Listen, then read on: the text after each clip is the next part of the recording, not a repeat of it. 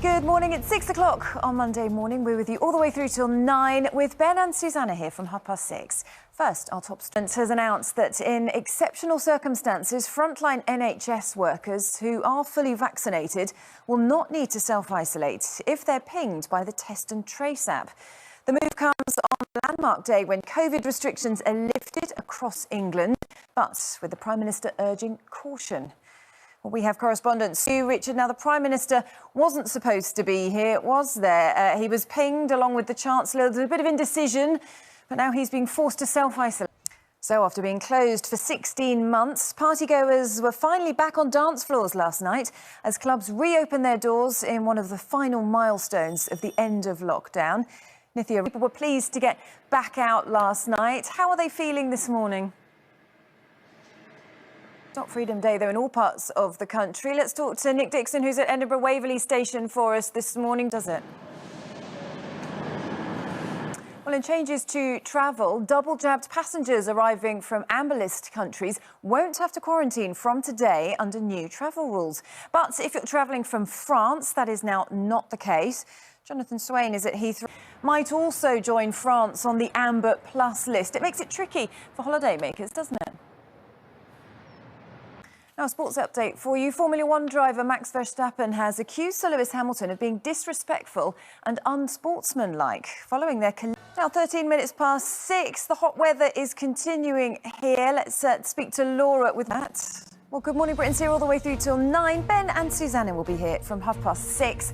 That's coming up. But first, let's get the news, travel and weather where you are. See you in just a moment.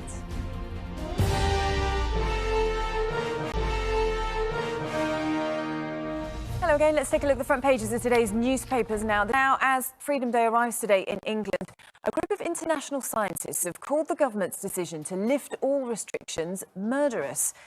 Dr. William Hazeltine. Now, it is 6:23. Richard is here with today's entertainment. I'll let it go. Look at you. Very impressive. Thanks very much, Richard. Well, coming up next, Ben and Susanna will be here in just a moment. And they, with the weather, Laura has all the details for us. Let's take a look. Cups of tea and things, you know. Yes, Charlotte. We're talking about that. Can we sort a cup of tea out? Is that all right? I'll just go, shall I? Yeah. No problem. No, really? Yeah, no, honestly. All right. I'll go. Blimey. All right, cup of tea on the way. Right, what she sorts out. Ben, you've checked. Girl, actually, I've just had a word with someone. Another tea will be on the way. I thought you cared, Charlotte. Now, after being closed for 16 months, partygoers were finally back on dance floors last night as clubs in England reopened their doors. Nithya Rajan is at Prism in Nottingham. Now, restrictions are still in place across Scotland, Wales and Northern Ireland. Decisions on whether or not to relax those rules are expected within days and weeks. Nick Dixon is at the situation with international travel now, and double-jab passengers arriving from amber-list countries won't have to quarantine from today under new travel rules. But if you're travelling from France, that's now not the case. Jonathan Swain's at Heathrow with...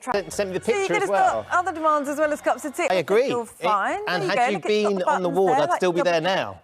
Trust me. I've only come in because you're here. Well, funny you should say that, because England's frontline health